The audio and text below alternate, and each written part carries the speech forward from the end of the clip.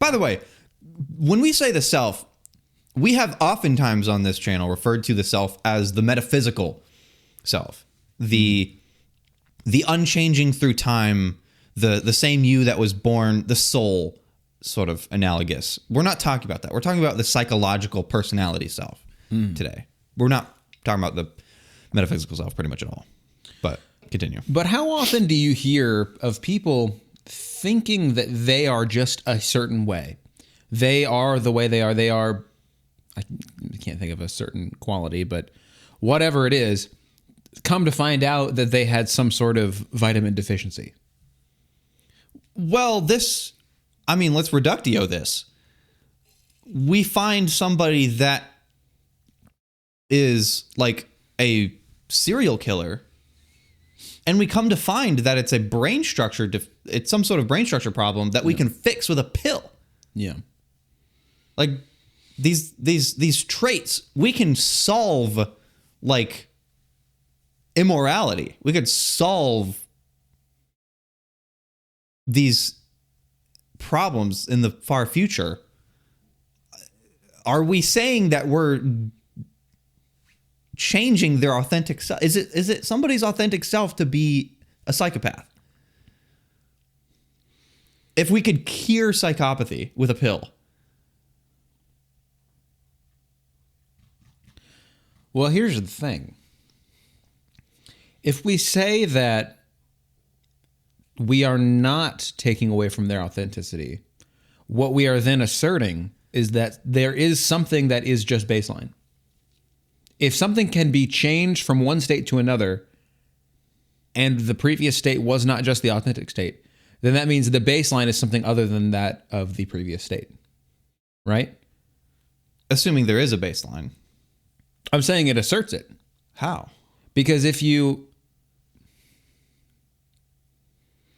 Baseline being... Define baseline.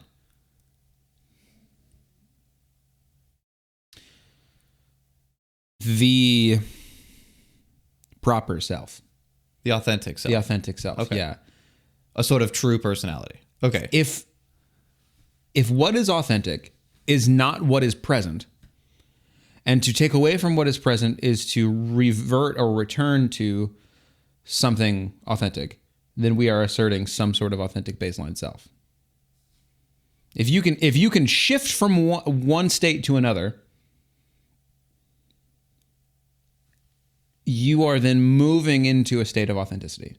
Why? Why does it have to assert that there is a state of authenticity instead of just changing their personality? Because what we're saying, I would think, is that we're saying that psychopathy is not their true self. And to be not a psychopath is to be more of their true self. Oh. I don't think that needs to be asserted whatsoever. I think it can, but that was basically the question I was asking. So, okay, so you're saying... If someone's a psychopath and we gave them a pill to not be a psychopath, we could just do that. We don't have to say that. I don't think doing that asserts that there is a baseline. Well, then the question still stands then.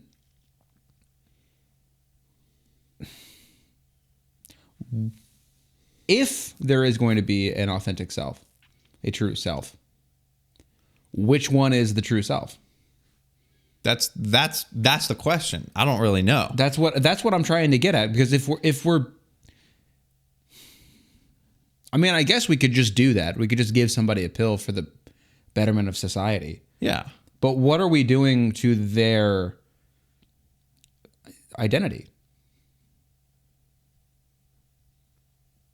Well, we're changing their identity, but if their identity, when you say identity, do you mean authentic self? Or do you just mean who they happen to currently be? I mean who they are in relation to their true self. So their identity being whatever they happen to currently be. Right, I suppose. Well, what we'd be doing to their identity is just giving them the ability to feel empathy, I guess.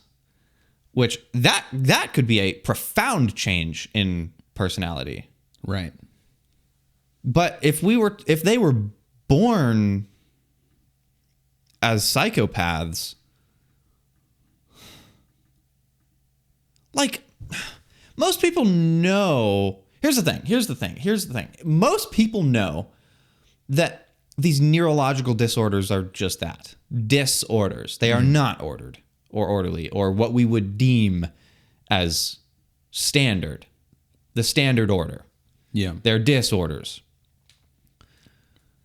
So I think most people, under the assumption of the existence of an authentic self, would say that giving the psychopath this pill would bring them closer to their true self. That's what I'm saying. That's what I was getting at a second ago. Because neurological disorders are disorders. They are not the standard order. But we could say that about any personality trait. That's true. Because it's all structures of the brain. Mm. Not just psychopathy. And that I think really muddies things. Yeah. So if we were to say, like, I mean, for crime's sake, if everyone was psychopaths and somebody had a mutation that gave them empathy, they would be the disordered ones. Right.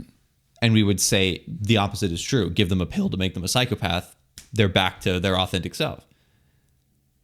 So under this sort of brain structure personality view, I think the idea of an authentic self just can't be real. Kind of too many things going on influencing. Yeah, what is your personality? We are whatever we are. Just simply is a product of our freaking hormones and how hungry we are and the environment that we're currently in. That's our self. I don't think there is a authentic self. Which brings us right back to the question. But surely there is something. There is a difference between just simply adapting how you act in your environment and being fake or wearing a mask. There's got to be a difference between those things. Well, I think it's almost more the question of, okay, we are an amalgamation of our brains and our hormones and whatever, what have you. But given the fact that we shift based on social situations, which one of those states closely reflects our actual feelings? As in, like, what we're most comfortable being in? What we're most comfortable. Yeah, what comes easiest? I think that could be. I mean, that's a pretty tricky question too, because some people find multiple states easy. Some people could find only one state, like hard, and also the states that you find yourself to be comfortable in can be changed within yourself if you just do it more often. Yeah. So, for example, the hermit, super introverted, never touched grass, hasn't seen daylight in a decade, probably is pretty comfortable where he's at and uncomfortable almost anywhere else. Yeah. But it seems almost insulting to say that that's his authentic self because that's where he's most comfortable. Should he just get out and go to a freaking restaurant and look at people, he's going to be super uncomfortable until the 50th time he does it, and now he's extremely comfortable doing it and actually better for it. So I don't know if your comfort level in a given situation can be reflective of your authentic self. Well, that almost comes down to the psychopath example, honestly, because the hermit is a social disorder, you could say. You could, sure, yeah. But does that line of thinking apply across all people? Could somebody without, well, then we'd have to define what a disorder is, really. but somebody without disorder. Somebody free of disorder. Is disorder anything short of the norm? That seems kind of a bit too broad to define such a strong word. Because even the hermit, I don't know if we would be quite proper in saying that he's disordered. Well, I mean, when you would describe the hermit, I'm thinking of somebody who is so afraid of social interaction that they literally can't leave their home. I would say that's disordered.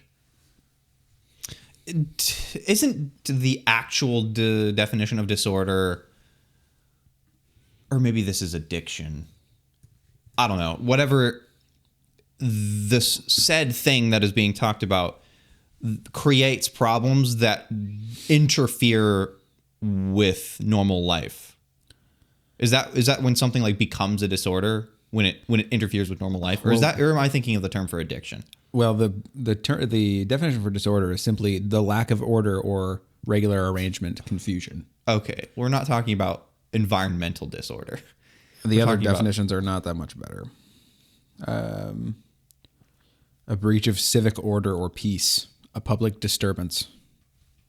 That's not it either. Yeah, these are not the terms that we're looking for. We're talking about like medical disorder. I mean, you could just simply call it a mental disorder. That kind of gets a little more at the root of what the problem is. Yeah, but a mental. We're still looking at the word disorder here, though. We're just throwing it in the brain. Well, so let's look at this here then. So a mental disorder is a clinically significant disturbance of an individual's cognition, emotional regulation, or behavior. Disturbance. Yeah. Disturbance. So is like a boner a disorder? Why would that be the case? Because that can fuck with your head. Well, but that's a normal bodily function also. Yeah, but it's a disturbance in the force, as it were. I mean, it might be a disturbance of the mind. Yeah. Oh, but Isn't that what it just said? A disturbance of normal cognition or whatever the freaking heck? Okay, but it just says individual's cognition or emotional regulation or behavior. But a boner can destroy all of those things. Okay, yeah, but like also that's just a normal part of cognition. It is a natural bodily alteration. I mean, that's okay. Not, if you're born, if natural, what do you mean by natural? I mean, if you're in the psychopaths are natural. If you're in the conference room at work giving a presentation and you got a raging boner, that's a disturbance. Yeah, right? No freaking crap. But if you're in most other states, or at least a state of appropriate sexuality, then that's totally fine. And the same could be said for any psychological disorder. So what are we saying, that anybody who gets boners are disorderly? Depending on the situation. I think if you're in a freaking presentation and you absolutely just start poking the pants, you might have to say, sorry people, I just got a mental disorder. Let me step aside for a sec. I suppose maybe you're right. Maybe I would. Under that definition, I think I am. Suppose if I was in this person's meeting and they got a boner, I'd be a little uncomfortable. So I guess maybe that is disorderly. Well, boner can also mean blunder. Well, you found that out. We found a while back. Yeah, a couple years ago, I read this book. Can't remember the author, but it was called How to Talk to Anyone, because I was quite a hermit, and I needed to not be. So I read a book called How to Talk to Anyone, and it was a pretty old book. And this woman used the term if you make a boner to as a synonym for if you blunder, basically a faux pas. Yeah. But no, that's not the boners we're talking about. So how did we get here? I don't remember.